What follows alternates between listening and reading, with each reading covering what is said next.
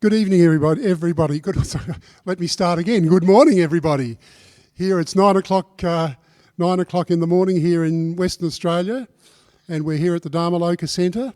And as you can see, we're all set up to do a live streaming event here today of our wonderful Vesak Day. Vesak Day, of course, is one of the biggest days in the Buddhist calendar, and usually this hall is teeming with people. And certainly over the whole day we have people coming and going, perhaps even thousands of people come in and out on a normal day. But today, with the COVID crisis that we've got, there is really just myself, Agian Brahma, and a very, very dedicated AV team sitting up in the back. We have Martin up there, who is the head of our AV section, and we have Colleen, who is the technician for today.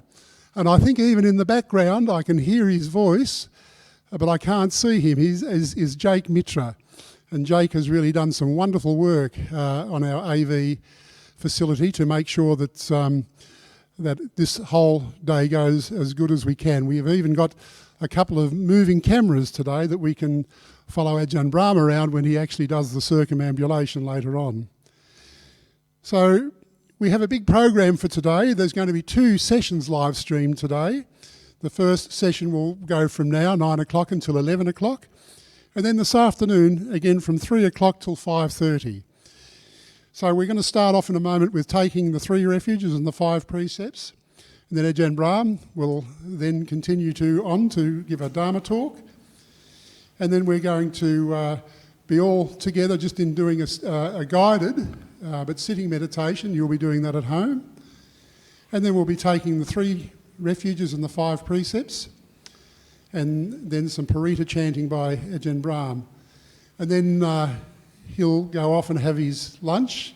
He has been eating over this period. That's been very, very wonderful to see how all of our members and supporters have been there to provide food and to do the normal things that they've been doing in dropping food off at the monasteries, in all of our monasteries, and keeping our monks and nuns happy and fat. And Ajahn Brahma was just saying fat. I don't think that's really quite true though. In the afternoon, from 3 o'clock, there will be a Dharma discussion with Ajahn Brahma, and Venerable Hassapana will be here at that particular point in time, and they'll be both here to answer your questions. So if you have any questions at all that you would like to ask, you can type them in, write them in, and Ajahn Brahma and Ajahn Hassapana will be here to answer those questions. And then between 4:30 and 5 o'clock there will be a circumambulation of the Buddha statue. And then after that there will be new Buddhists taking the 3 refuges and the 5 precepts. And I've just heard that there are 77 people that have put their names down to do this today, to take the 3 refuges and the 5 precepts and really officially come out as Buddhists. So without further ado, I'll now hand over to Ajahn Brahma, and we can start the morning's proceedings. Thank you, Dennis, and also to everybody listening and looking online. Just a happy Vesak Day to you all. Even though this is not the full moon day yet, the full moon day of Vesak is midweek. In our calendar here it's on Wednesday, but nevertheless it's very difficult for people to find time off at this time of the year. So we always hold our Vesak ceremonies on the nearest Sunday, and that nearest Sunday is today, on the 3rd of May. And on this day it's also, interestingly, if I'm not correct, in Australia anyway, Mother's Day. In the sense, is that correct, Dennis? Mother's Day. Yes, it is, yeah. Yeah. And next week. Or somewhere, anyway. But nevertheless, it's nice to know that we're celebrating this day on a day where we celebrate respect and gratitude for many other beings as well, such as our mothers. If it's not Mother's Day in your state, at least it's a day we pay special respects to our male children, our sons, because it's called Sunday. Ha ha ha. It's one of the great advantages of giving a talk in an empty hall, because I don't get discouraged by all the groans of people listening to these old jokes. But nevertheless, it's a very holy day, so we usually started off in a good way by giving the 3 refuges and the 5 precepts to those who wish to keep the 5 precepts today.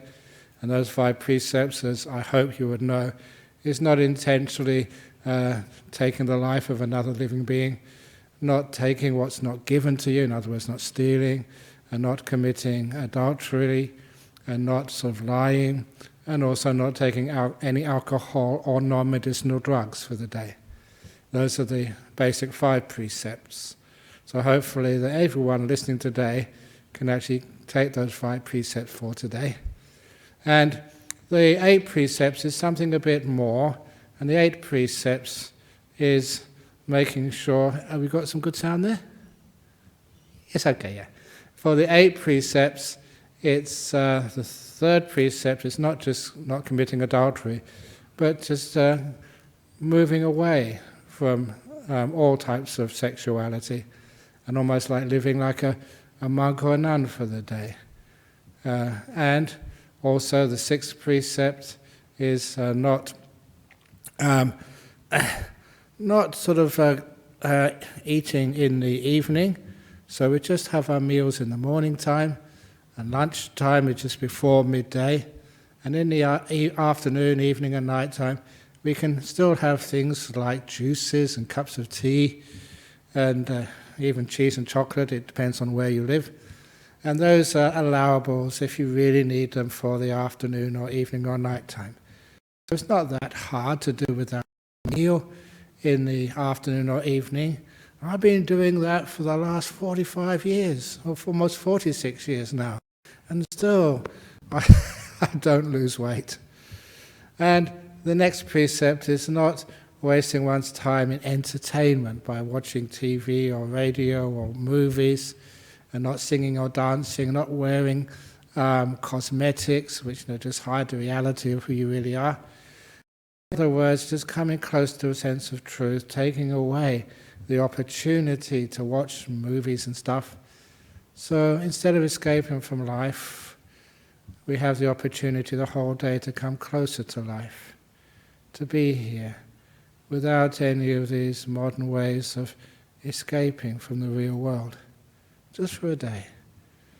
And lastly, not using luxurious furnishings. It's very simple teachings. And so, those are the 8 precepts for those who wish to keep those 8 precepts. So we usually do this in front of the whole audience here on a Vesak day, at the very beginning of the day. It's our tradition. So I'm going to pretend there are people here to receive these precepts from me. And even if you don't understand their meaning, or don't understand the Pali terms, I would explain it in English one more time just before you take it. So you always begin with the Namo Tassa 3 times, which is a worship of the Buddha. Namo Tassa Bhagavato Arahato Samma Sambuddhassa. Namo Tassa Bhagavato Arahato Samma Sambuddhassa. Namo Tassa Bhagavato Arahato Samma Sambuddhassa.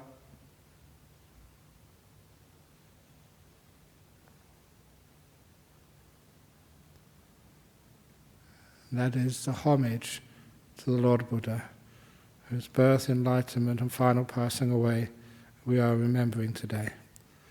And then we go for the refuge, the triple refuge in the Buddha, the Dhamma and the Sangha. Buddhaṃ saraṇaṃ gacchāmi, Dhammāṃ saraṇaṃ gacchāmi, Saṅghāṃ saraṇaṃ gacchāmi, Dutiyampi Buddhaṃ saraṇaṃ gacchāmi, Dutiyampi Dhammāṃ saraṇaṃ gacchāmi, Dutiyampi sanghang saranang gacchami. Tatiyampi buddhang saranang gacchami. Tatiyampi dhammang saranang gacchami. Tatiyampi sanghang saranang gacchami. Which means I go for refuge to the Buddha, I go for refuge to the Dhamma, I go for refuge to the Sangha. For the second time I go for refuge to the Buddha. For the second time I go for refuge to the Dhamma. For the second time I go for refuge to the Sangha. For the third time I go for refuge to the Buddha. For the third time I go for refuge to the Dhamma. For the third time I go for refuge to the Sangha. That completes the traditional 3 refuges. I will now give the 5 precepts. And those who want to take the 8 precepts, you can just be quiet, while those who resolve to keep the 5 precepts for at least today, do so. Panatipata veramani sikkhapadang samadhiyami. I undertake the precept to refrain from intentionally killing living beings. Adinadana veramani sikkhapadang samadhiyami. I undertake the precept to refrain from taking what is not given. In other words, stealing. Kame sumichachara veramani sikkhapadang samadhiyami. I undertake the precept to refrain from sexual misconduct, especially adultery. When I have a partner, I'll be faithful to them. Musawada veramani sikkhapadang samadhiyami. I undertake the precept to refrain from lying. Sura meraya majapamadatana veramani sikkhapadang samadhiyami. I undertake the precept to refrain from taking alcohol or non-medicinal drugs which distort my mind and are a cause for the lack of wisdom. And now I give a little blessing, the consequences of determining 5 precepts. Imani pancha sikkhapadani silena sukating yanti silena bhoga sampada silena nibuting yanti tasma silang visodaye. Which means these precepts, they lead to a happy abiding. They lead to good, even wealth, and they lead to stillness, cessation. That's why they should be practiced. And now those who wish to take the 8 precepts, I'll start again from the beginning, from the first precept, only because the 3rd precept is different for you, as well as the extra precept of 6, 7 and 8. Panatipata veramani sikkhapadang samadhiyami. I undertake the precept to refrain from intentionally killing living beings. Adinadana veramani sikkhapadang samadhiyami. I undertake the precept to refrain from taking what is not given. In other words, stealing. Brahmacharya veramani sikkhapadang samadhiyami. I undertake the precept to refrain from all sexual conduct.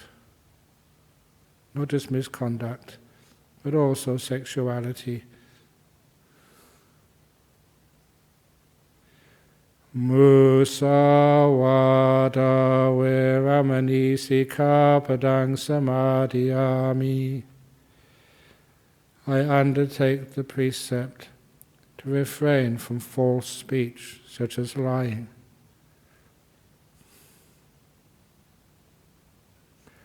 Sura meraya majapa madatana veramani sikkhapadang samadhiyami. I undertake the precept to refrain from taking alcohol or non-medicinal drugs, which are the cause for perverting, distorting my mental faculties and lead to much heedlessness. Vikala bhojana veramani sikkhapadang samadhiyami. I undertake the precept to refrain from eating in the period from noon, which is the solar noon. It's not always 12:00 by the clock. Solar noon, halfway between dawn and sunset, dawn and the setting of the sun. To taking that in the afternoon, evening, nighttime, until dawn of the next day.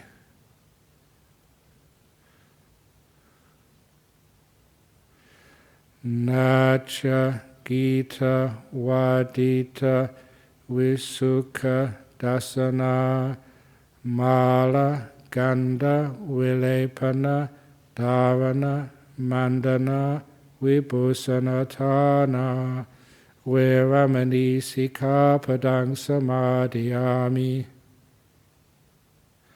I undertake the precept to refrain from dancing, singing, going to shows, listening to music, or these days that would apply to TV or any entertainment which is on the internet, and also refrain from wearing adornments, jewelry, even makeup, which is not medically necessary. I undertake the precept to refrain from that. Uchasayana Mahasayana veramani sikkhapadang samadhiyami.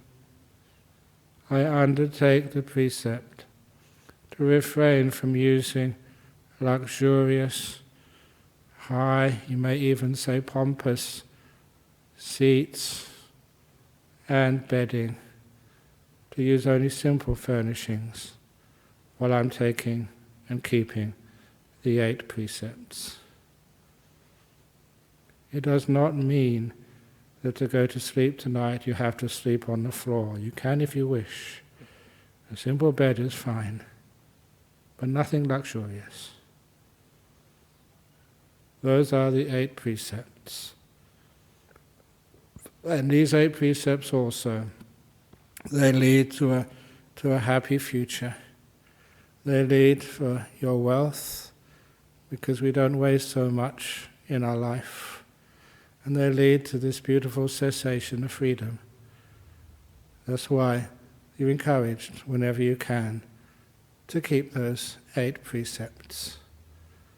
And for the last 2,600 years, since the time of the Buddha, people have been keeping these 5 precepts and 8 precepts, and especially on Vesak Day, so many people throughout the world have been for so many hundreds of years, 2.5 millennia, have been determining these 5 precepts and 8 precepts to guide their day as a gift to the Lord Buddha out of remembrance, gratitude.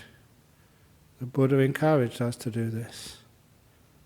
And so anyone we really respect, anyone whose wisdom we worship, in other words, worship means we find worth in it, we want to try and follow their advice, however we can, whenever we can. Sadhu, sadhu, sadhu. So those are the taking of the 3 refuges and the 8 precepts. 3 refuges, 5 precepts and 8 precepts.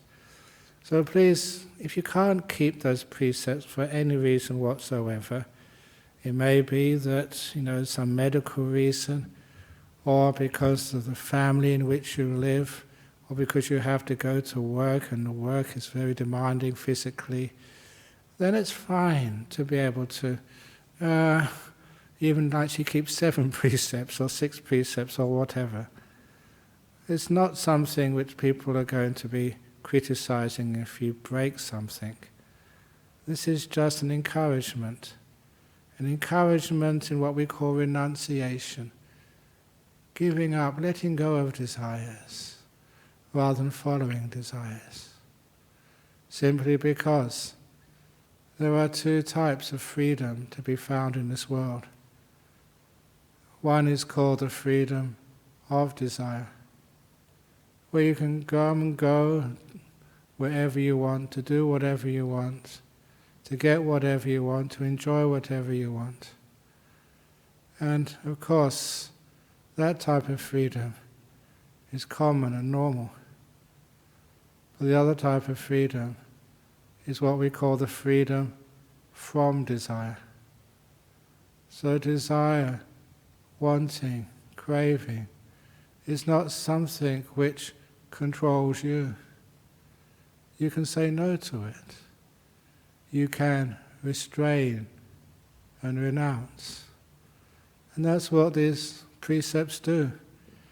If you cannot renounce, restrain for 24/7 for all your life, like monks and nuns are required to do, the very least, 1 day a year, on a Vesak day, or another special day of the year. It could be a birthday, it could be a full moon day, a special day. We can renounce, to try what it's like to have the freedom from desires, where you're sitting and there's nothing which you need in this world, nothing you want, sitting here perfectly at peace, because desires, they just go past you.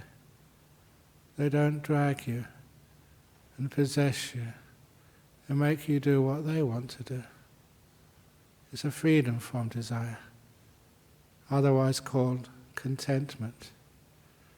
And just looking at the response which people have to things like COVID, where they're stuck in rooms, in their houses, even in 5-star hotels, and they find it's like being in prison.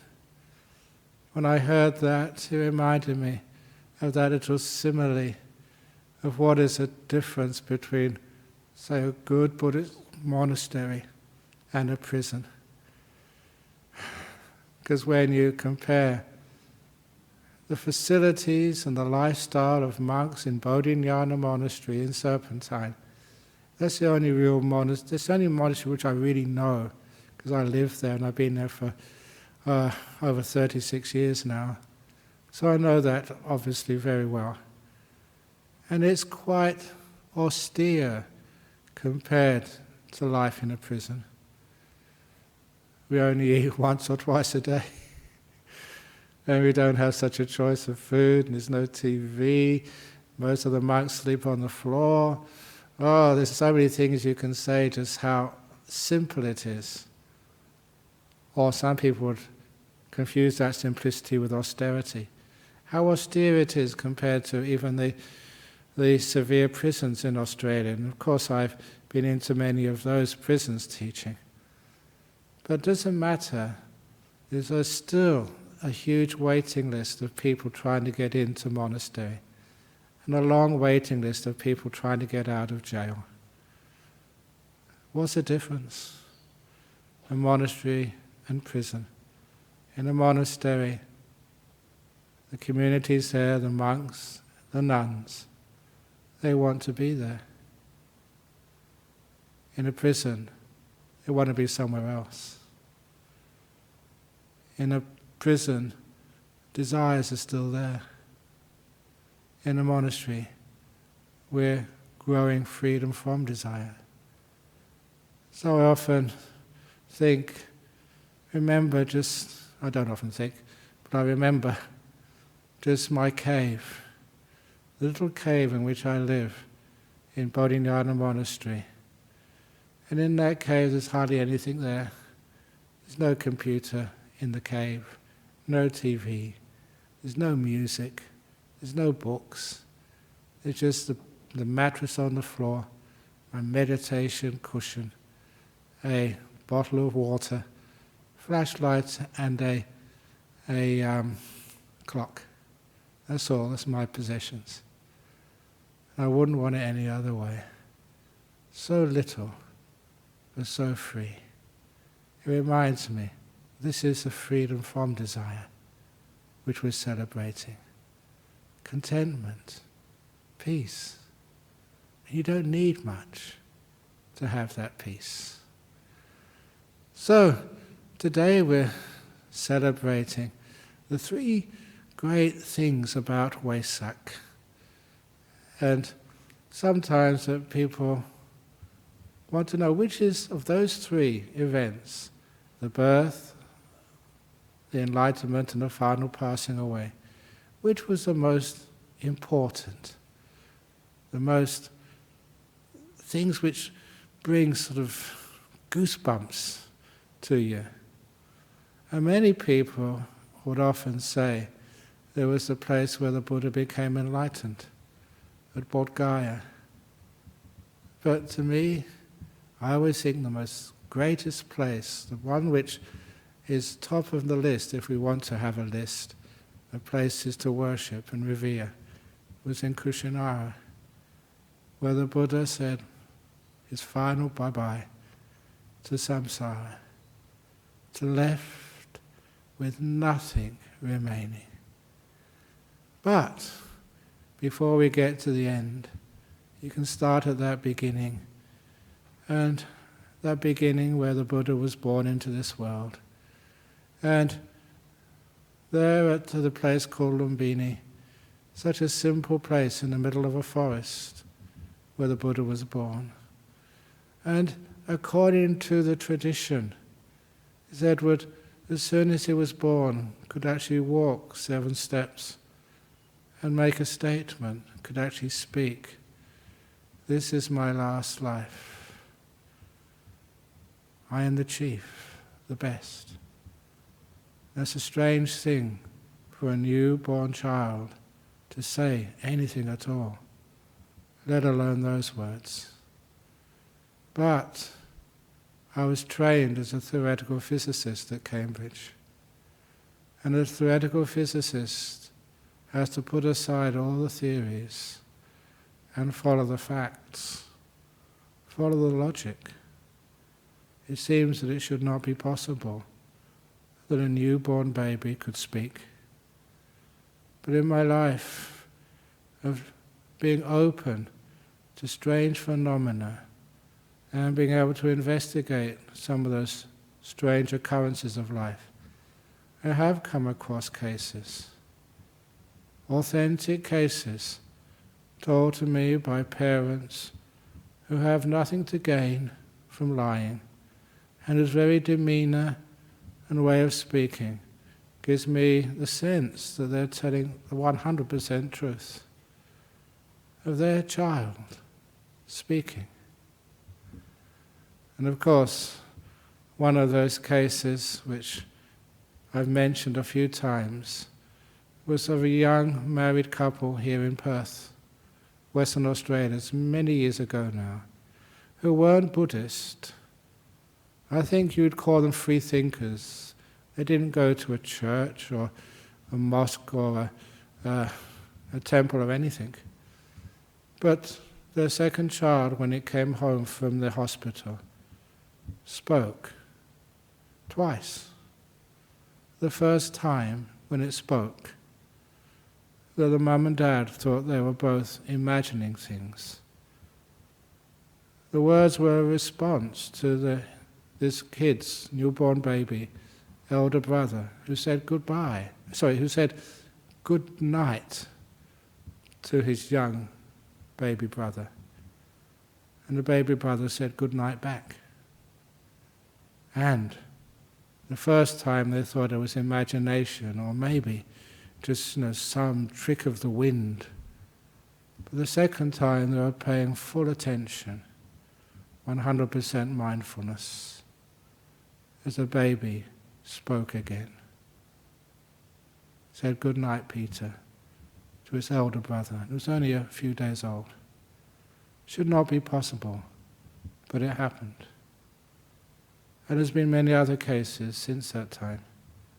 So sometimes I wonder, as a scientist, did that actually really occur? Maybe it did. But anyhow, our memory of our past lives, and where we come from, which is where that newborn child could get the ability to speak, usually vanishes and disappears after a few years. On average, around 7 years. One comes back to being not an ordinary young boy, but just not that much different than every other young person. And there, the person to become a Buddha. And in the sutras, I always call the person who's about to become a Buddha, from the time of their birth into this world until the time when they became enlightened and for our Buddha under the Bodhi tree, for that period of years, which for the Buddha Gautama was 35 years, we call that person during that time the Bodhisattva.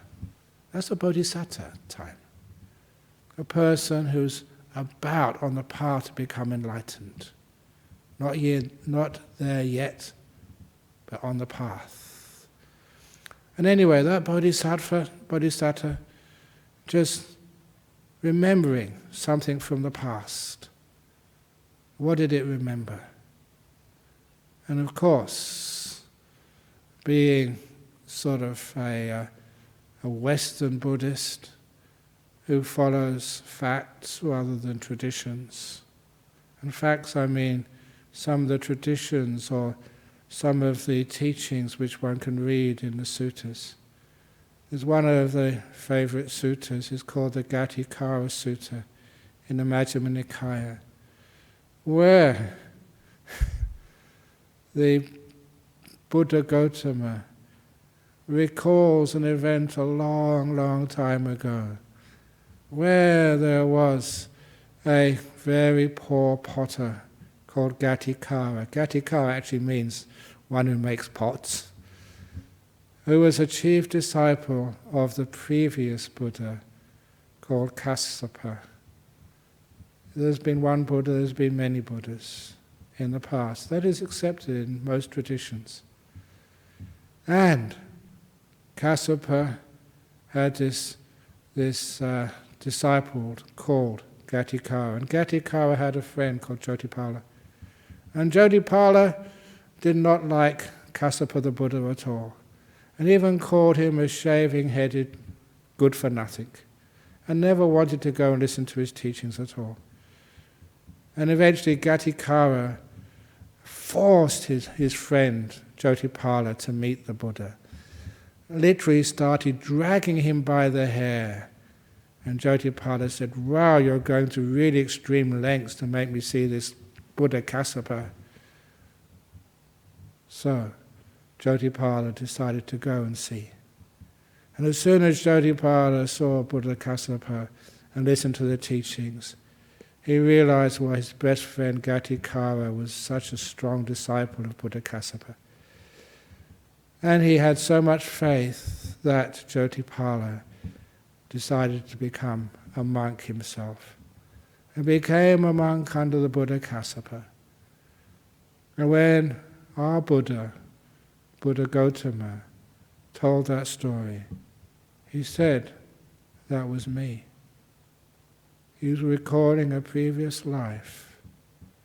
The Buddha Gautama, a previous life under the previous Buddha, Buddha Kassapa, as a monk.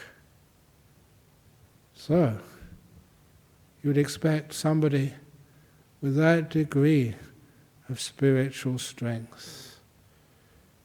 This Jyotipala, now a monk under the Buddha Kassapa, didn't say for how many years, would have heard something, would have practiced meditation, would have penetrated some type of truth. And who knows? Like many monks say, that maybe when that Bodhisattva was born, he put his hand up and said, this is my last life, because he knew, having been a monk under the Buddha Kassapa, that he was about to come into his last life. Anyway, fast forward 35 years into the future, when this poor young man, Siddhartha Gautama, he was wandering, he was trying all sorts of different types of meditation, different types of practices, but never really penetrating, but getting disappointed, getting frustrated, as if gone through all different types of practices and nothing worked. Does that make any sort of common themes with your practice when you're listening here? We try, we put forth effort, we go to this teacher, that teacher, we go on retreats, we study, but sometimes we get to a point of just desperate frustration. Nothing is working for you. Where can this enlightenment be? And then it was that the Buddha recalled, so the Bodhisattva recalled, an event when he was a young boy. And that event when he was a young boy, watching his father plough the fields, doing a ceremony, the ploughing ceremony. And like many young boys getting bored, but couldn't go and do anything else, had to sit there and watch. During that time, closing his eyes, and for the very first time of this life, entering into a jhana state. These jhanas, what we call the deep states of meditation, what are best described as stages of letting go, not attainments. Attainments give the wrong concept. Not stages of concentration. Concentration is something you do. These are states of stillness and deep, deep peace, caused by powerful, prolonged contentment. So much so that the mind doesn't move, it stops moving, becomes more and more still.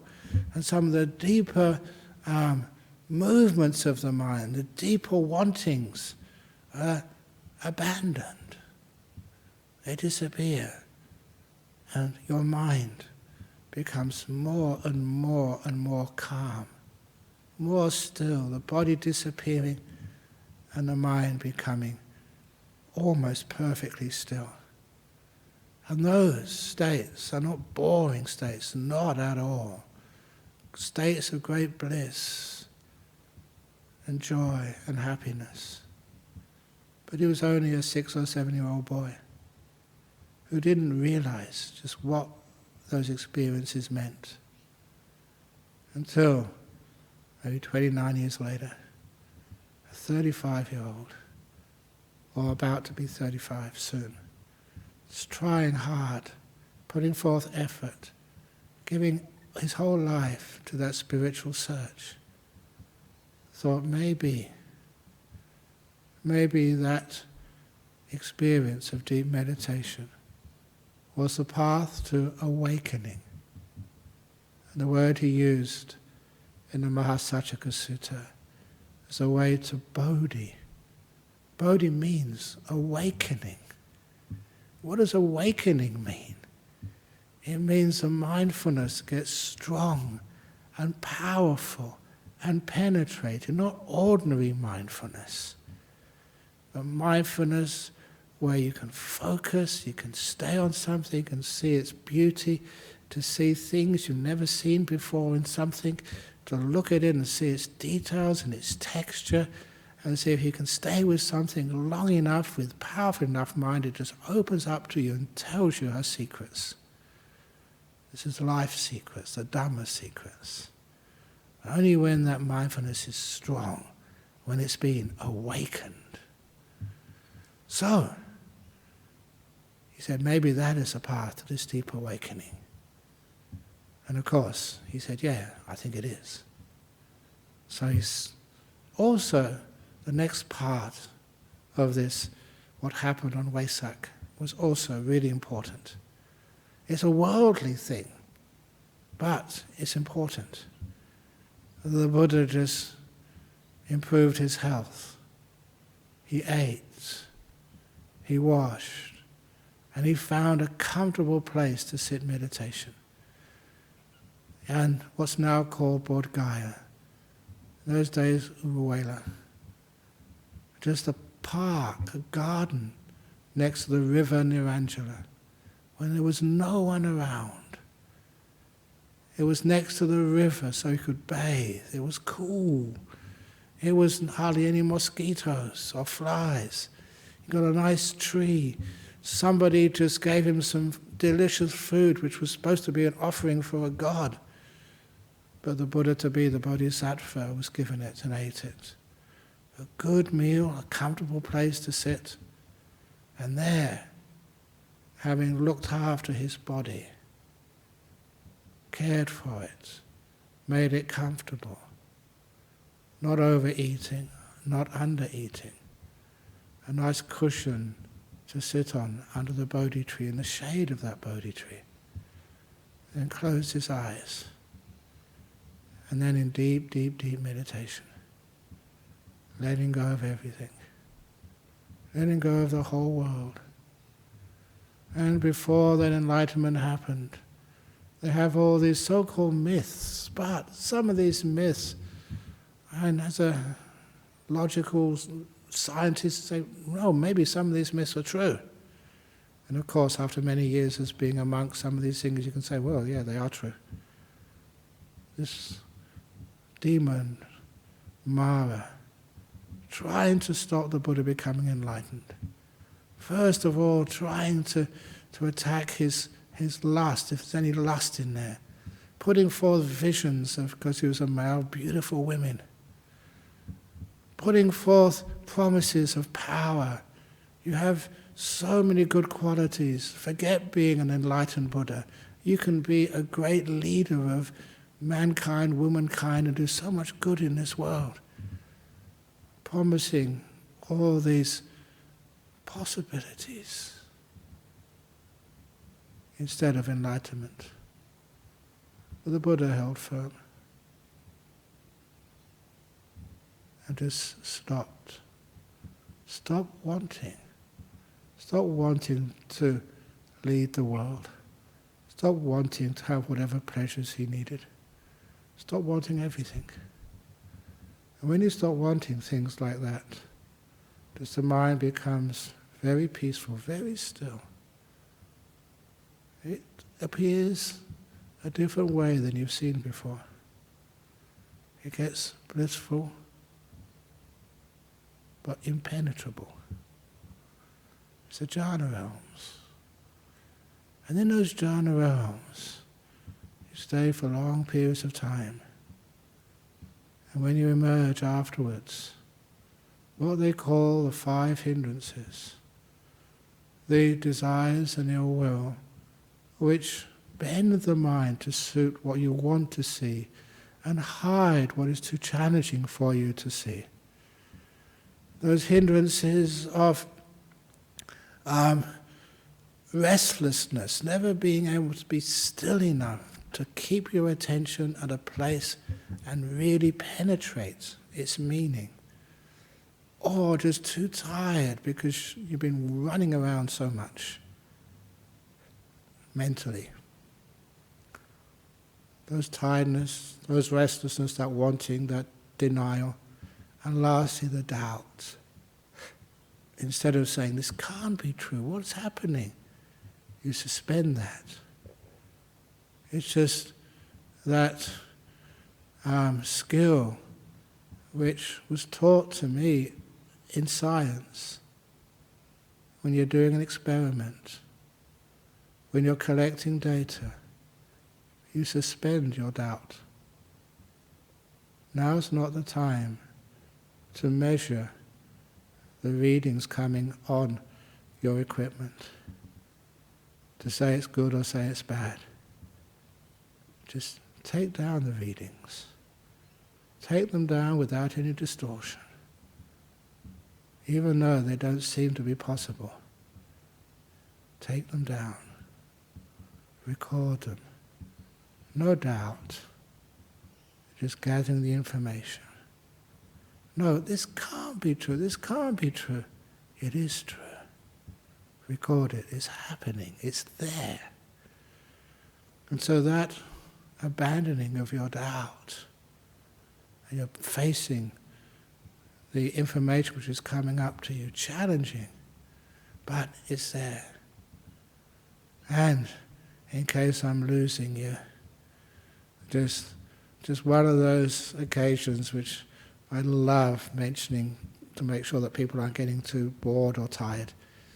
Just a simple occasion when I just came out of a really nice meditation at Jhana Grove when I was teaching a retreat over there. I went over to the toilet, in the men's toilets in Jhana Grove. It's the middle cubicle, in case anyone wants to put a plaque on it. And there, just after doing what we call a number 2, making a big mistake for a monk who's just come out of a deep meditation, looking in the bowl. Wow! That was a very beautiful, piece of feces which had just come out of me. And it was not messing around, it was just natural, just to see how incredibly beautiful it was. And to me, that was strange afterwards. Something which was supposed to be one of the most disgusting objects which a person can see, to me looked incredibly beautiful and wonderful and like a piece of art. I know that sometimes people laugh because that's a reaction, but the deeper truth of that is to see something which is usually not allowed, not expected, which you're not supposed to see. Sometimes the truth is like that. To see beauty in something which should not be beautiful. To see ugliness in something which most people say is beautiful. All these things which a powerful mind can do tells you that that's the type of mind you need to penetrate the truth. Of course, that's what the Buddha's mind was like, having emerged from the jhanas. Such a powerful mind could look at anything, and especially just what is this body and mind? What is suffering? What is its cause? What is its end, its final end? Nibbana. The Buddha became enlightened, an arahat, liberated from all these poisons which had kept him going around samsara for so many times, uncountable times. When a person sees that, they see that what had to be done has been completed. You are enlightened. You're free. There's no more rebirth. Suffering of this life will come to the end of this life, when the body just stops, the mind does not continue on. Everything stops. That's why it's called aparisesa parinibbana. It's nibbana, complete stopping, cessation. Aparisesa means with nothing remaining. It's all gone, finished, stopped. Freedom at last. And the result of that, the Buddha was just peaceful for days. Still, when I first read that after the Buddha realized full enlightenment at Bodh Gaya on Vesak day, that he just sat there, blissed out for 7 days. Then he just stood up, just looking at the Bodhi tree, under which his enlightenment was produced, for another 7 days. I thought, no one can do that, just stand there, just looking. But if you know what happens when you're blissed out, when you're really still, when you don't want anything, your body, as it were, is subdued by the power of the mind. And you can do such stuff. This mind is incredibly powerful. And it can overcome sort of some of the usual stuff which the body supposedly has to do. So anyway, the more that you get to know these deep states of meditation, the more I think maybe this actually happened. And anyway, just after that, the Buddha started teaching.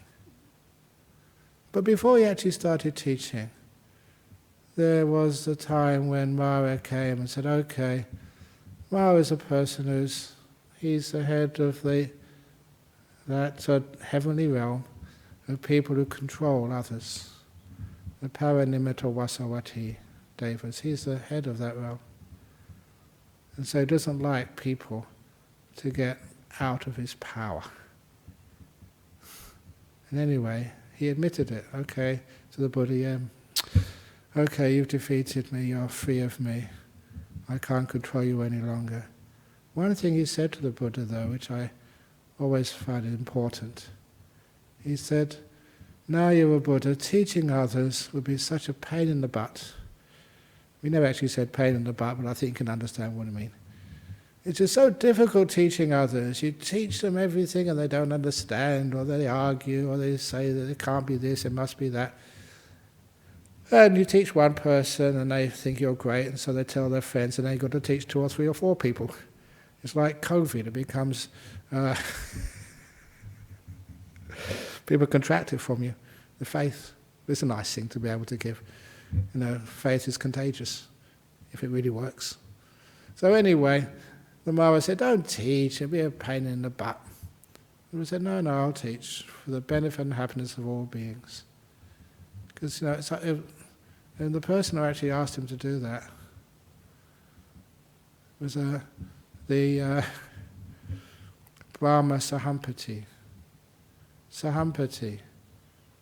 You know that if you look in the sutras, you find out who was this person who came down and asked the Buddha to teach out of compassion for all other beings. And that Sahampati, he also was a monk with the Buddha Kassapa. These are old monks from a long time before. Old friends in previous lives. And Sahampati, being a monk under the Buddha Kassapa, he managed to get to being a non-returner, an anagami, and just hanging out in the, I'd say hanging out, but enjoying life in the Sudawasa, the pure abodes, as an anagami, a non-returner, and realizing his close friend Gautama was a Buddha, came down to say thank you. And to say, give his best wishes, congratulations. But also Sahampati said, now, go and teach. There are people with little dust in their eyes. Teach for the benefit of all those beings. So the Buddha started teaching. But Mara came and said, "Oh, don't teach, it's difficult." He said, "No, I've already promised I'm going to teach." "Well, don't teach for too long." And that was the time when the Buddha made this promise to Mara. "I will stop teaching only when the Bhikkhu Sangha, the community of ordained monks, is flourishing with many, many enlightened monks amongst them, until the Bhikkhuni Sangha, the community of fully ordained women, Buddhist nuns, bhikkhunis, until they are flourishing, not just one or two, but hundreds, thousands, with many enlightened nuns in their midst. Until the community of lay men followers, we don't call them the Sangha, that's not the right term, they're parasa, the following, the lay men and lay women are also flourishing with many sort of non-returners and once-returners and stream-witters in their midst. Once that is there, then I will end my teaching and enter our parisesa, parinibbana, nibbana with nothing remaining. So for 45 years, the Buddha kept on teaching. And just before the Buddha passed away, 3 months before, at the Chapala's shrine in Vesali, Mara came to see him again and said, "The Bhikkhuni Sangha, the Bhikkhu Sangha, the laymen, the laywomen, wow, they're really strong now. Now is the time." And the Buddha said, "Okay, yeah, I kept my promise. I've established those 4 groups." And 3 months later, the Buddha passed away at Kusinara. And as the Buddha passed away at Kusinara, I remember just the descriptions of so many other arahats, enlightened beings, which I read, both bhikkhunis and bhikkhus, which I read in the Theravada and Therigata, these collections of verses of enlightened beings, where they said that once a person has penetrated the Dhamma, they've seen the truth, their greed, hate and delusion and all forms and all measures is totally eradicated. They're arahats. Now they just serve. They serve the sasana, the teaching. They give the biggest gift they can possibly give, which is teaching. The Dhammadana is the highest gift. And they serve for the benefit of all beings, to keep this great, amazing, wonderful, true teaching going for so many centuries. They do that. And they're like, they say, like a workman or a workwoman, just waiting for their wages. The check is in the mail, hasn't come yet. What does that mean? All it meant was the work was becoming enlightened, fully enlightened, become an arahat. Once the arahat is there, there's nothing really needed to be done except just to serve. That's not real work, that's just giving. The workmen waiting for their wages. And under the twin sal trees at Kusinara, the Buddha got his wages. Mahaparinibbana, the great ceasing. This wasn't just someone saying they've let go. This was the final act of letting go. With the Buddha, his body, and his consciousnesses all stopped, and never arose again. Fully free, ended. And for people who said, "Oh, where did the Buddha go afterwards?" They always try and remind people of that wonderful simile of the Buddha which he gave to Vacchagotta. A candle, like the candles behind me, especially if they're real candles with real wax, real wick, and a flame. The flame depends upon three things, three causes: the wick, the wax, and the heat. And if any one of those, just one of those, disappears, the wick is exhausted, the wax burns out, or the wind blows the heat away. What happens to the flame? The flame is extinguished. It doesn't go anywhere. It was just the product of three things, that's all. The coming together of three causes. And when any one of those causes stops, so does the effect. The Buddha was like the flame. When the physical life stopped, then so did the Buddha. Mahaparinibbana.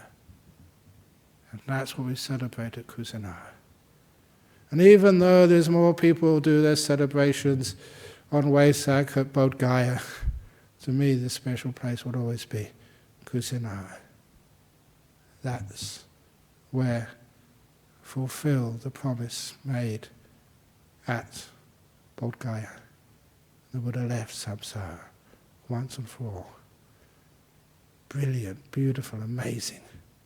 That's why those three places, which we remember at Vesak, full moon day of this time of the year, is so important.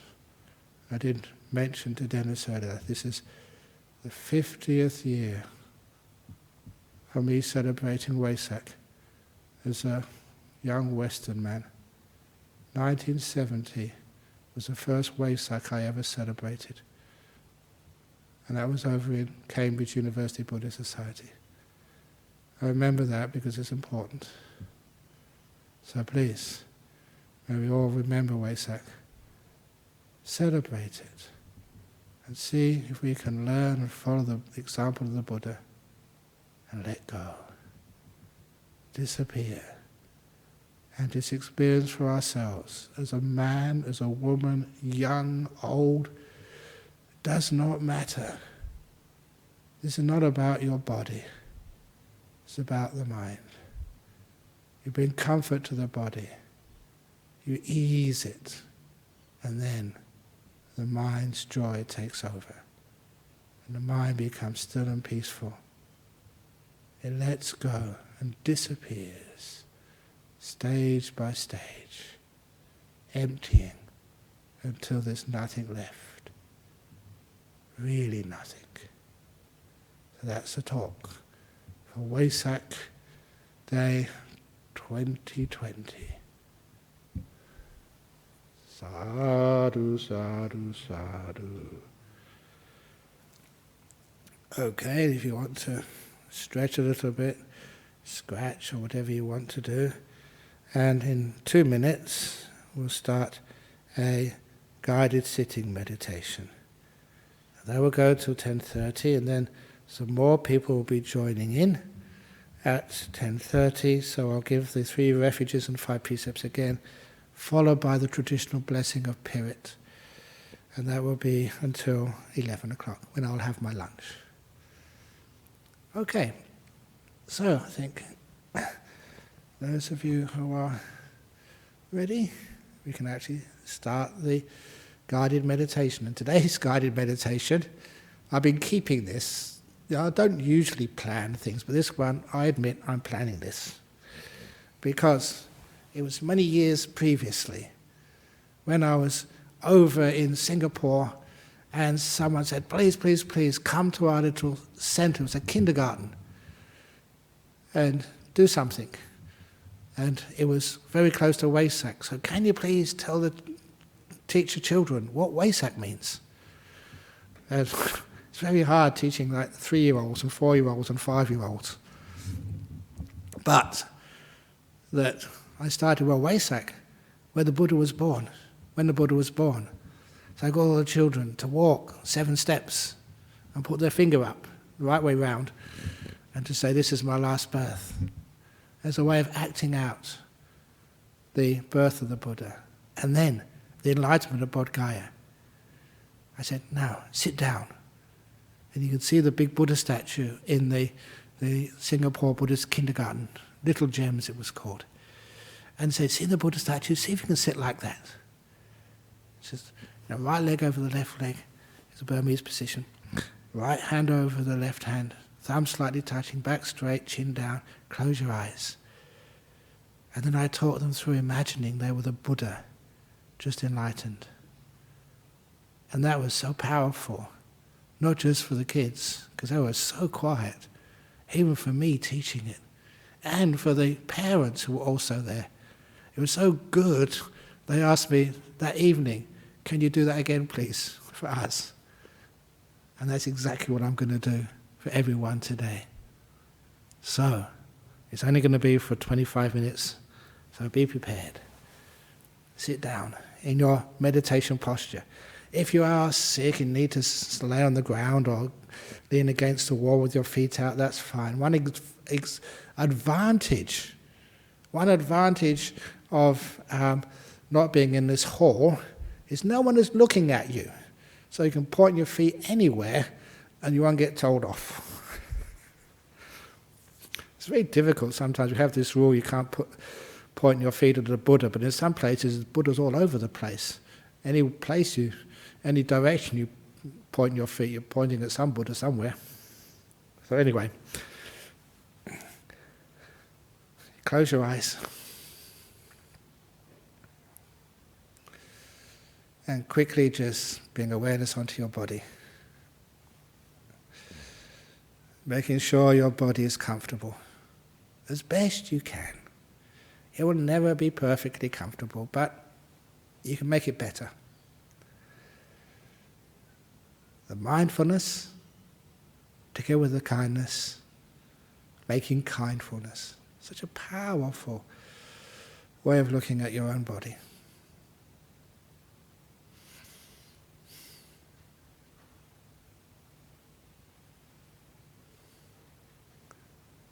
And make a special emphasis on the kindness. Please care for your body. So your body knows it's being cared for. You know what it's like for you if you're in a home and no one really cares for you? Or you live by yourself, or you go to work and you feel like people are exploiting you, they don't really care for you. Imagine what your body feels sometimes.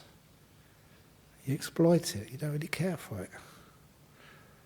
So when I start meditating, I really care for my body. Making sure it's really nice. That was nice. Stretching my back. And then, once my body is reasonably comfortable, I use my powers of imagination. I remember as a kid at primary school, the teacher said, imagine you're a tree. I put my hand out and imagine just drifting in the wind like a tree does. But don't imagine you're a tree. Just imagine you were the Buddha.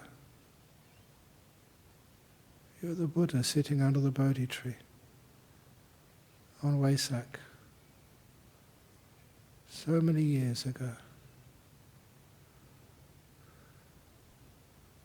You're sitting there. All you can hear is the sound of the birds in the Bodh Gaya Grove.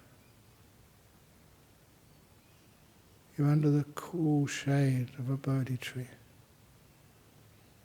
Maybe you can imagine the sound of the water in the great river Nirangela, just a few meters away from where you're sitting. Under your body is a nice cushion of grass. You've had a good meal that morning, there's no hunger, or the day before. It's early in the morning, and you are enlightened. You're the Buddha. Imagine what that must feel like. You have nothing more to be done. Everything that was sought after, you found. And what you have is not like any ordinary treasure. It does not need to be protected. It cannot be lost. How can you lose? Nothing. Who can manage to put emptiness in a box and carry it away? What you have experienced is something which belongs to no one, but is also yours, if there was a you to own it. You're free. Not anything to worry about in the whole world. No one can add anything to you, nor can they take anything away. What they say about you, praise or blame, it's just like wind just going through empty spaces. It makes nothing move. Nothing rustles. You're just sitting there, free. You own nothing, because there's no more owners. You don't have to be proud. There's no one here to be proud. To be afraid. There's nothing left to lose. Everything is gone. It's like you've been carrying this big, heavy suitcase or backpack for 35 years. Now it's vanished. It's not here now. It will never be back again. You're just sitting here, feeling the warm sun on your skin, with nothing left to do in the whole world. All your jobs and tasks are being completed.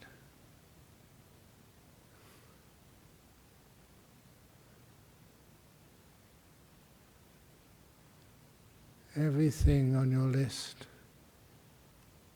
or on your list of lists, has disappeared. Can never come up again.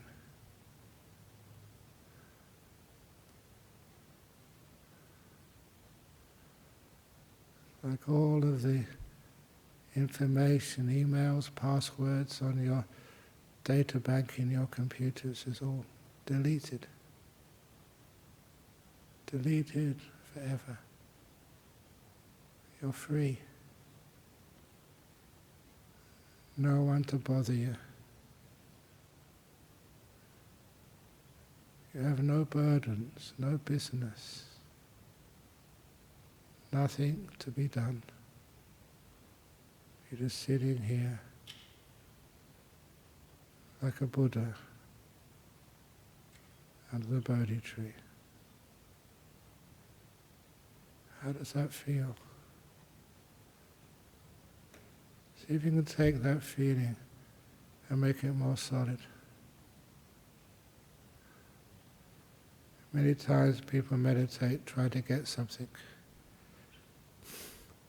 or try and get rid of something,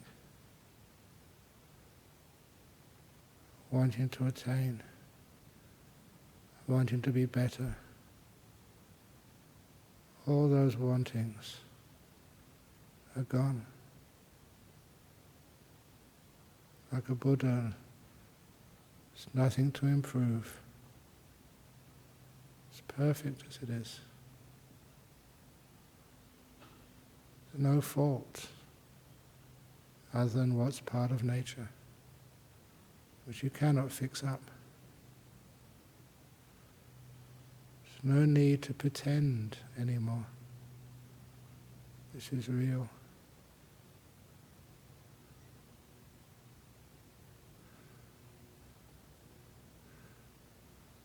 The perfection is not changing things. Perfection is letting this be, leaving it alone. It's perfect already. And if you look in your body, there's no tightness, no tension. Here in this room I can hear a helicopter. In the distance there could be a plane. It's perfect. It's welcome.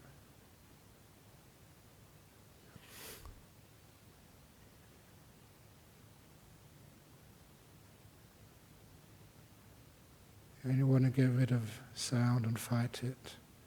Because you want to get something. It's disturbing you from getting somewhere. You don't know where to go. Nothing to attain. Nothing to get rid of.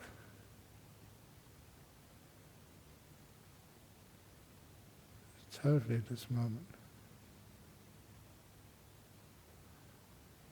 Free of desire.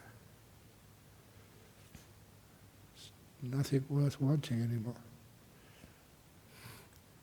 Imagine you're enlightened. You're free.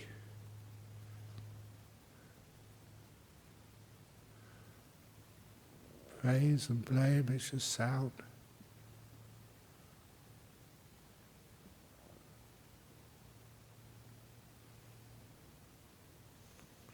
Ajahn Chah would say, it's not blame which disturbs you. You disturb the blame. It's a sound.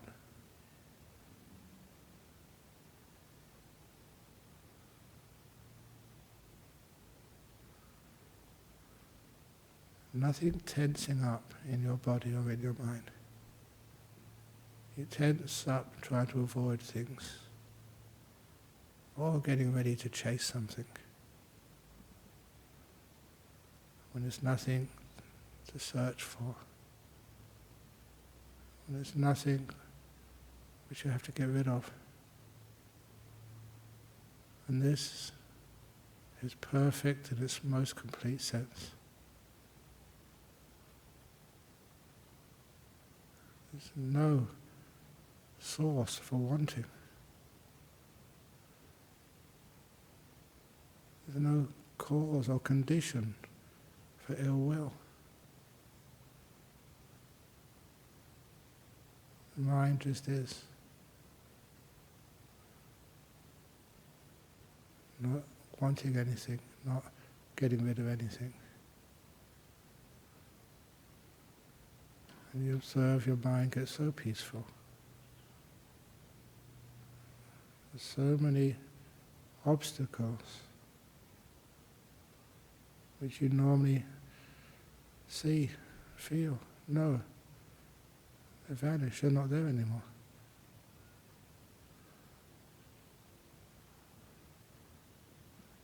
What had to be done has been done. The journey is complete.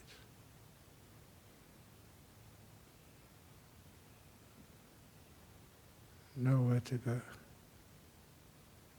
Nothing to be.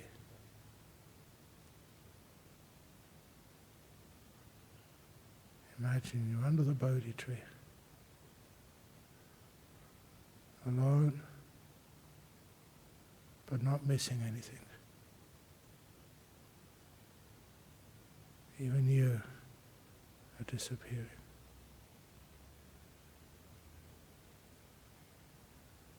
So much freedom, so much rest, the ease.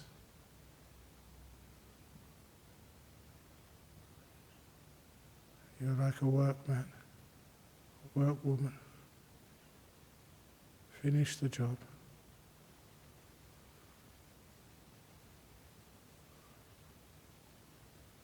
And don't look for any more work.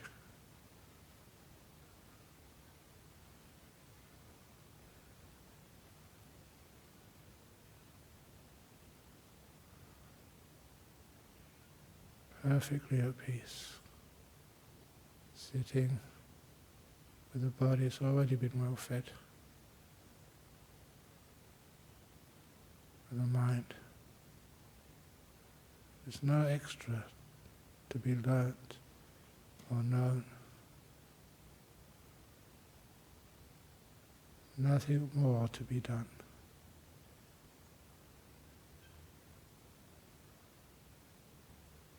Free of all wanting. Free of all judging.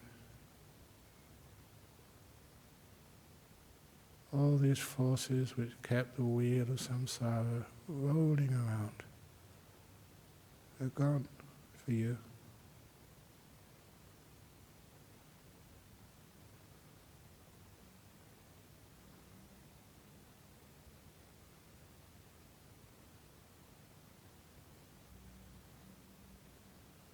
Just a peace. I will be quiet for about 5 or 6 minutes.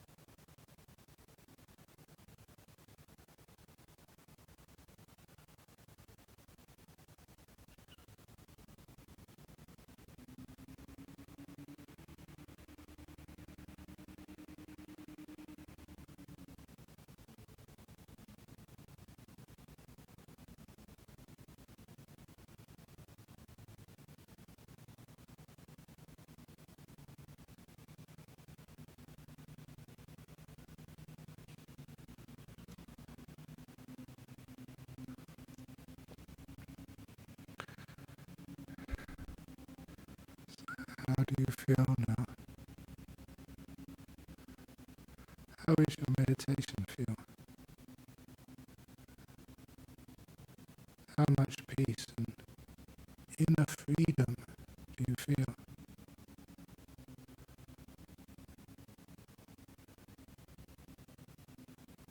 Sometimes using this Buddha-nusati,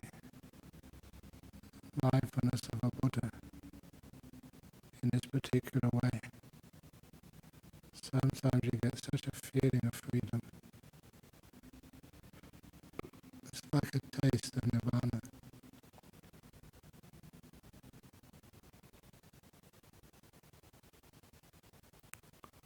The mind's so content, it's hardly there.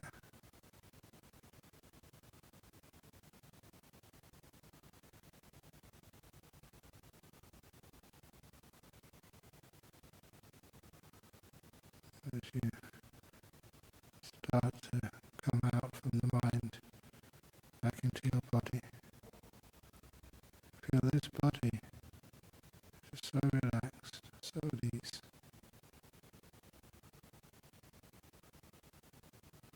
Any aches and pains which may have been there before, can't find them.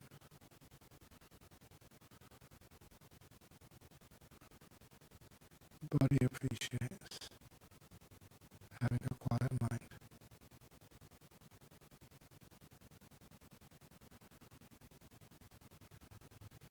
Now we'll ring the gong 3 times to end the meditation, as usual.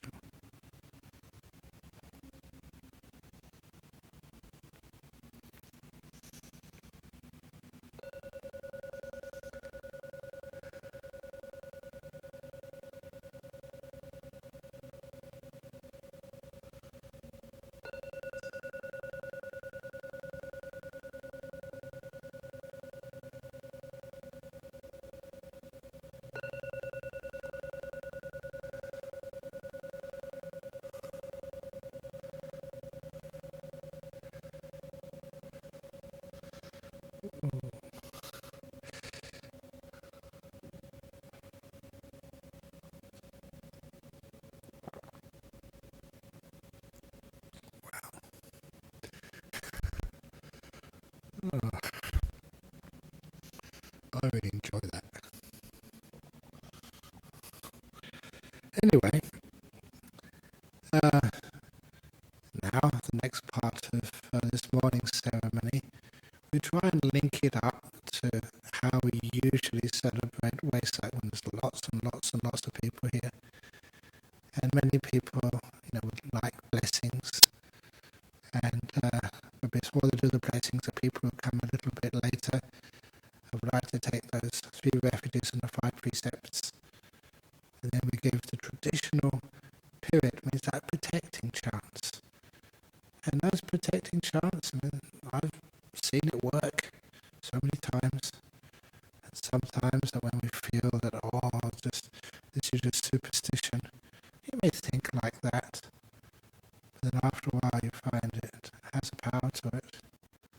And some of those chants, Pavita chants which I've given in the past, especially after a really nice meditation like we just had, some of those chants, they do have power. And it's the power, obviously later on in another 5 or 10 minutes, is for the happiness and well-being of all people, Buddhists, non-Buddhists, especially on this day, to keep them free as best as possible from Covert and all the other diseases and misfortunes of life.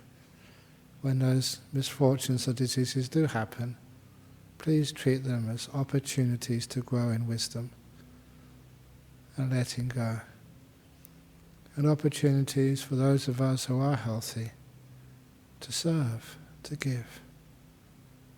If we didn't have people who needed it, there'd be no point to give dana.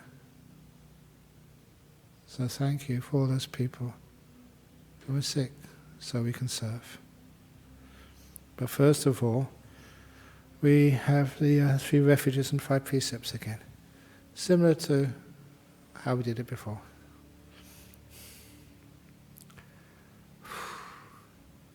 I'll do the Namo Tassa first of all. Namo Tassa Bhagavato Arahato Samma Sambuddhassa. Namo Tassa Bhagavato Arahato Samma Sambuddhassa. Namo Tassa Bhagavato Arahato Samma Sambuddhassa, which is homage to the Buddha, fully enlightened one.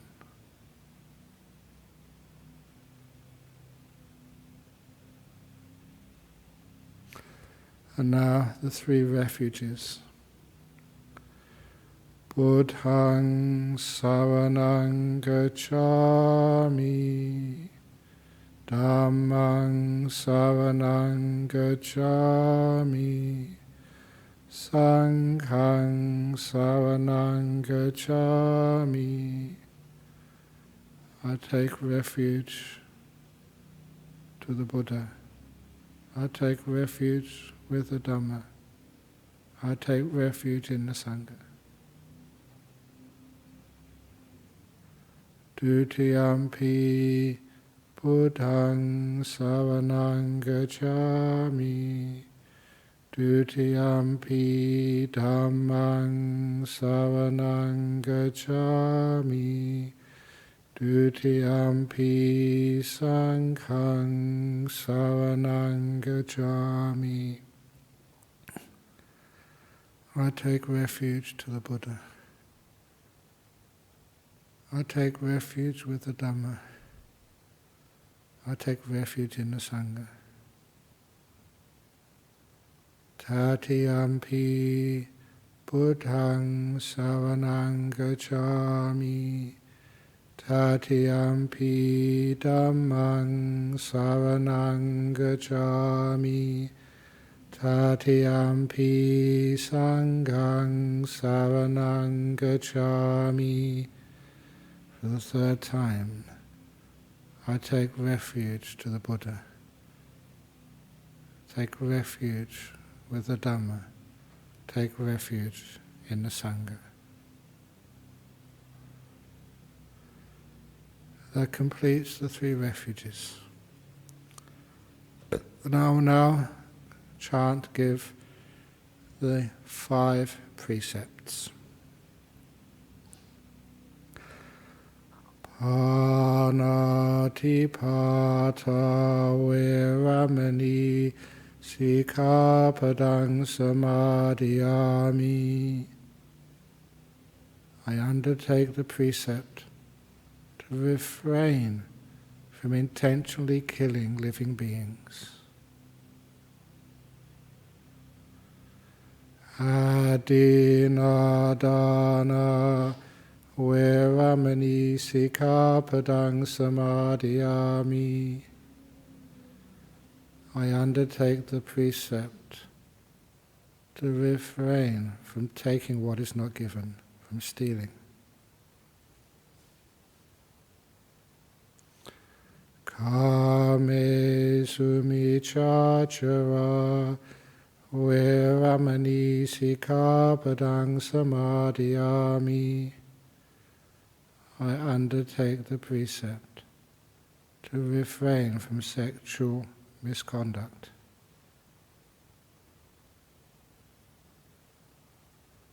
Musawada veramani sikapadaṃ samadhiyami. I undertake the precept to refrain from lying. Sura meraya majapamadatana veramani sikapadaṃ samadhiyami. I undertake the precept to refrain from taking alcohol, that's drinking it, imbibing it, or non-medicinal drugs which distort my mind and create heedfulness in me, heedlessness in me. And now the blessing for those who take the 5 precepts.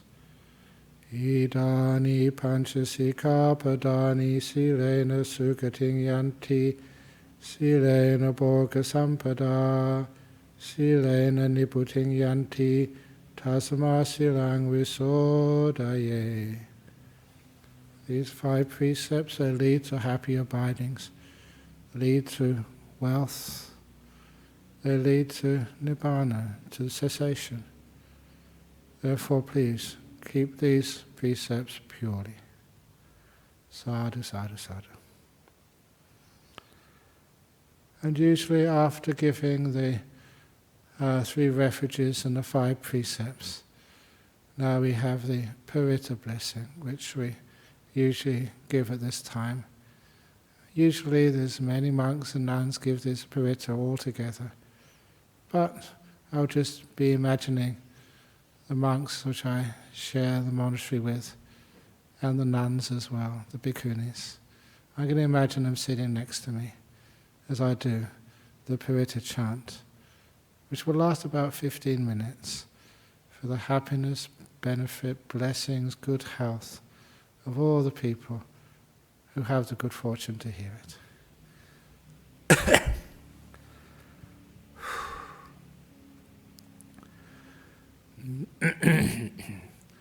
Namo tassa bhagavato arahato samma sambuddhassa.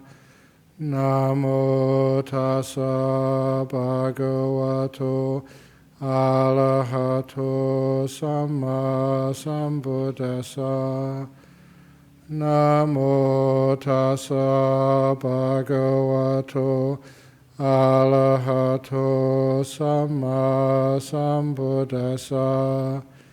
Yo chakuma mohamala pakado samang wabuddho sugato vimuto Marasapasa vinimochayanto papesike mang janatang vinayang buddhang varantang sivasanamaya loka sapapu pakile sanancha Tante jasate jaya siddhi hotu sabantaraya jawinasamentu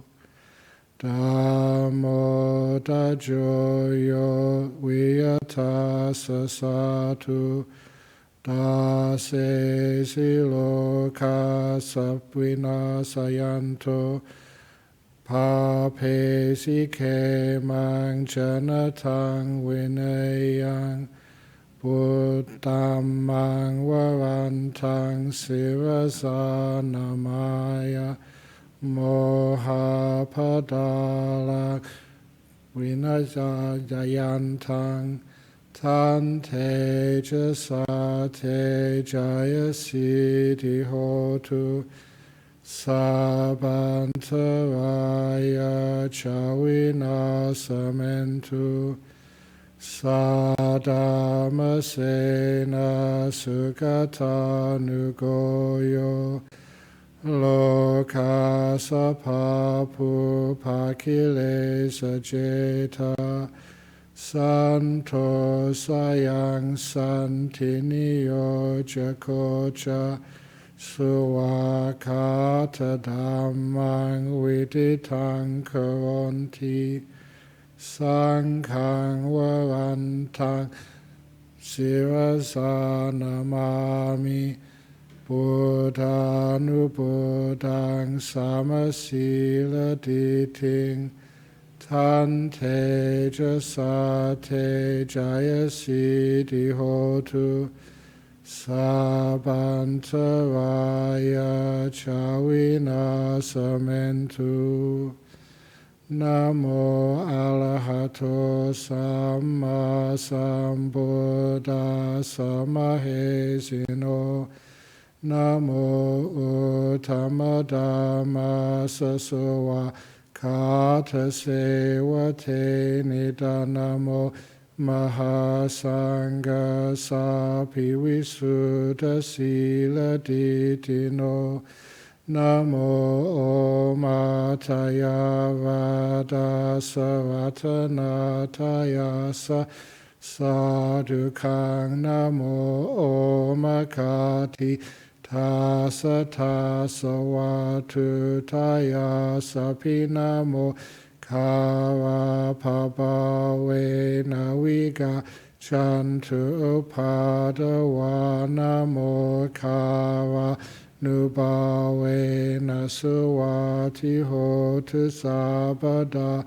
Namo Kava Sate Jena Vidim Hihomi Tejawa. Asewana Chabalanang Panditanang Chasewana. Puja cha pujaniyana etamangalamutamang patirupade sawaso cha pube chakata punyata atasamma panidi cha etamangalamutamang. Bahusachan Shasipan Shawinayo Chasusigito Subhasita Chayawacha Etamangalamutamang. Mata Pitu Upatanang Puttadavasa Sangaho Anakula Chakamanta Etama Galamutamang. Danancha Dhammachariyata Yata Kanancha Sangaho. Anawajani Kamani Etamangalamutamang. Arati virati papa majapana chasanyamo apamado chadamesu. Etamangalamutamangavawo chaniwato chasantuti chakatanyuta. Kalena Dhamma Savanang Etamangalamutamang. Kanti cha sovacha sata samananang cha dasanang. Kalena Dhamma Sakhacha Etamangalamutamang. Tapoja brahmacharyancha ariya sajjana dasanang. Nibbana sachikiriyacha etamangalamutamang. Puthasa lokadamehi chitang yasana kampati asokang virajang kemang. Etamangalamutamang. Etadisani katwana sabata maparajita. Sabata sotinga chanti tante sang. Mangalamuttamanti. Yang kinchi wittang ida wahurang wa. Sage suwayang ratanang panitang. Nano samang atitathagathena. Idampi buddhe ratanang panitang. Etena sachena suwati hotu. Kayang viragang amatang panitang. yada jaga sakya muni samahito na te na dhamme na samadhi kinchi idam pidam me ratanang panitang etena sajena suvati hotu yam buddha seto pariwanayi suching samadhi manantari kanyamahu samadhina tena samona vijati idam pidam me ratanang panitang etena sachena suvati hotu ye pugala atasatang pasatha chatari etani yugani honti te dakineya sugata sasawaka ete sudinani mahapalani dampi sange ratanang panitang etena sachena suvati hotu yesu payuta manasa dalhena nikamino gotama sasanamhi te patipata amatang vigaiha lada mudani puting bunchamana idam pisanghe ratanang panitang etena sachena suvati hotu kinang puranang nawang nati sambhavang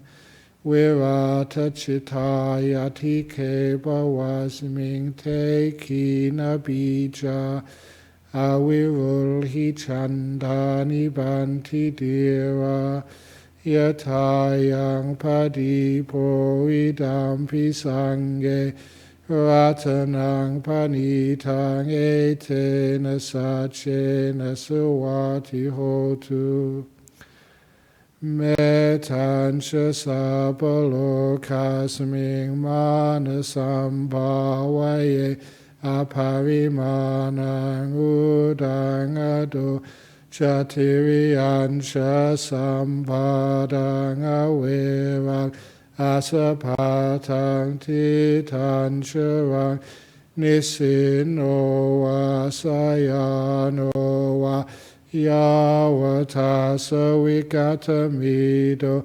etang sating aditeya brahma metang viharang idamahuditincha anupagama sila vadasanena sampanno kame suvineya gedang nahi jatu gabaseyang punaretiti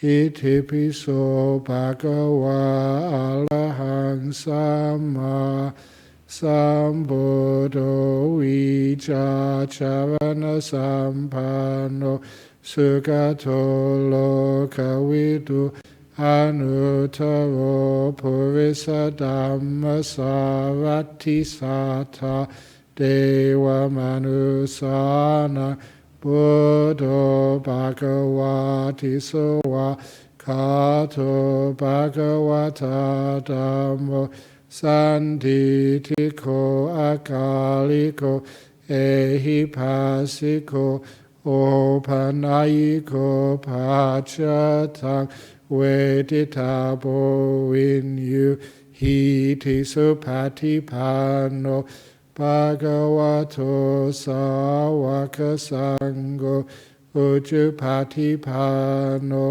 bhagavato sawaka sangho yaya patipanno bhagavato sawaka sangho samichi patipanno bhagavato sawaka sangho yadidang chatari Purisa Yugani Atta Purisa Pugala Esa Bhagavato Sawaka Sango Ahuneyo Pahuneyo Dakineyo Anjali Karaniyo Anutarang Punya Ketang Lokasati Nati Me Saranang Anyang Buddho Me Saranang Warang Etena Satchawajena Sotite Hotu Sabada Nati Me Saranang Anyang Dhammo Me Saranang Warang Etena Satchawajena Sotite Hotu Sabada Nati Me Saranang Anyang Sangho Me Saranang Warang Etena Satchawajena Sotite Hotu Sabada. May you all be happy, well, healthy body and good life in order to practice the Dhamma and realize Nibbana in this very life. Well, that completes the period chant, and our President Dennis is still here. Would you like just to say a few words to finish off this morning session? That'd be nice.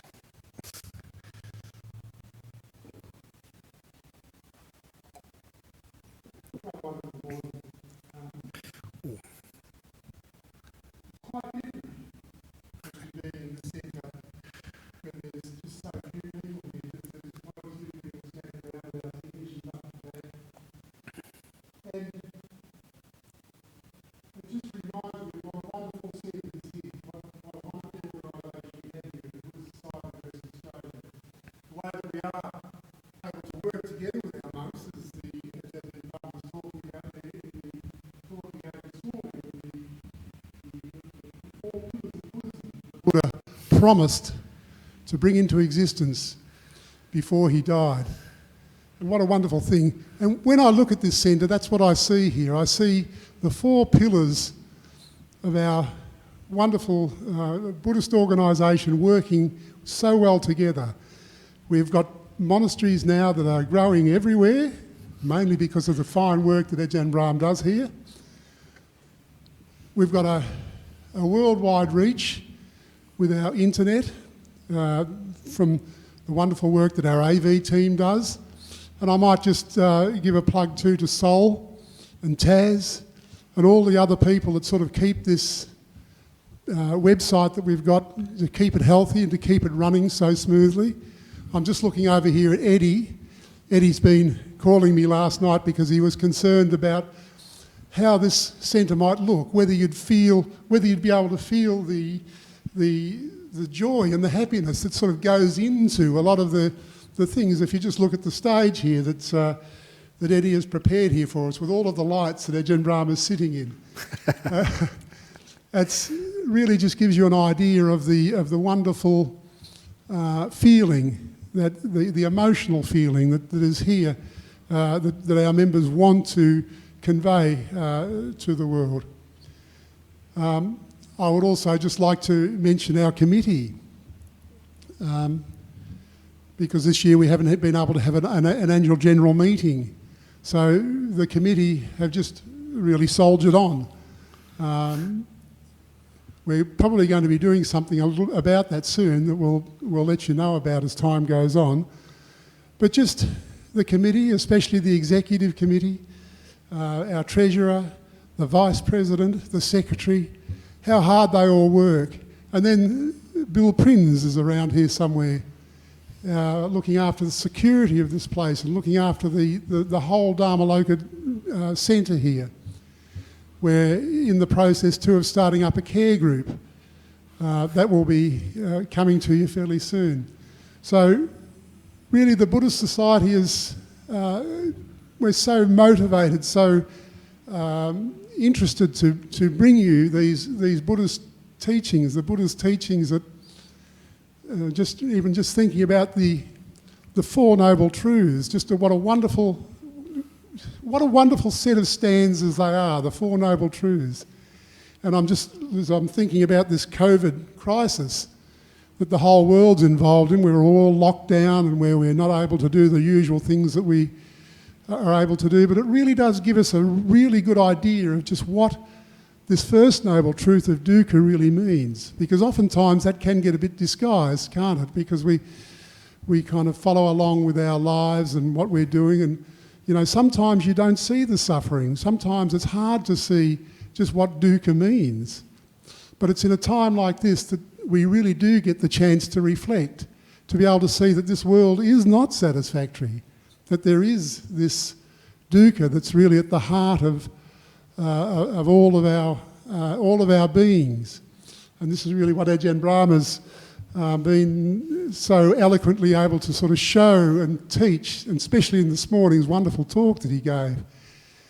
So just seeing and understanding that first noble truth, just that dukkha, so that we all know, that with this, what the Buddha's teaching here, what the Buddha's showing us is truthful. It's congruent, it's relevant, and most of all, it's beautiful. Once you start to sort of notice and you're able to sort of see some of the stillness and the peace that Ajahn Brahm is talking about here this morning, you can really know beyond any doubt that this is a beautiful, truthful process that we've involved in. Buddhism is not necessarily just for Buddhists, it really is something that's there, I think as Ajahn Brahm sort of knows too as a scientist. It's just there as a truth. This is a truth. It's not necessarily even, some people argue that Buddhism isn't a religion. Personally I like to think of it as a religion. But Buddhism has this truth, this beauty, this freedom from dukkha, to be able to sort of use the key to allow ourselves to be free from desire, as Ajahn Brahm has so eloquently said this morning. So we've got a full program again for this afternoon, starting at 3 o'clock. We're going to be going from 3 until 5:30, and we'll also be doing a circumambulation, and the AV team are very excited today because we've got new cameras to be able to sort of go outside and show you around the centre. So without further ado, I'll allow Ajahn Brahm now to go and have his meal. Very good. And we'll see you again at 3 o'clock today. So thank you very much for your attendance. Sadhu, sadhu, sadhu. Very good. Thank you, Dennis.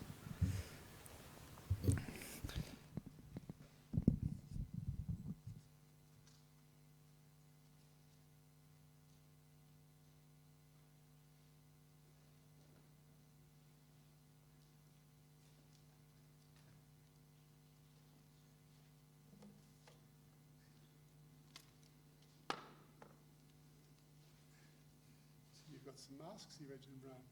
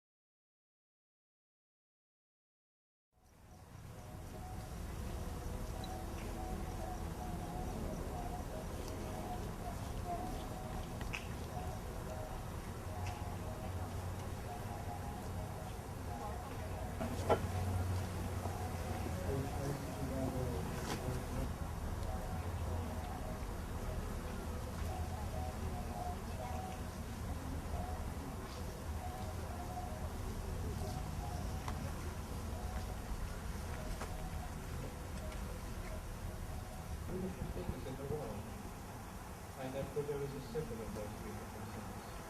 Purity,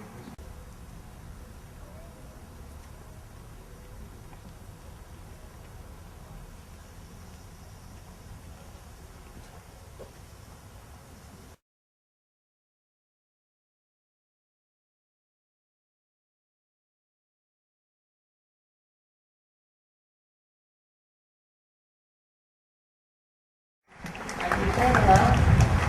So the four of you, have a round of applause for the four people who are looking after the people. And the leader, turn around.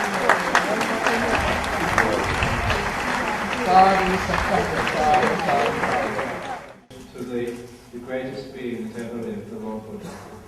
So can I invite the people who are keeping their precepts to please take either the candles, the incense, the flowers, and to walk through, reflect upon the meaning of the Buddha, the value of the Buddha, the power of the Buddha. The symbolic act becomes a very, very deep psychological symbolic act which gives a huge amount of good karma for you. It inspires, cleanses, and empowers the heart and mind. 15 years since the Buddha's carrying about.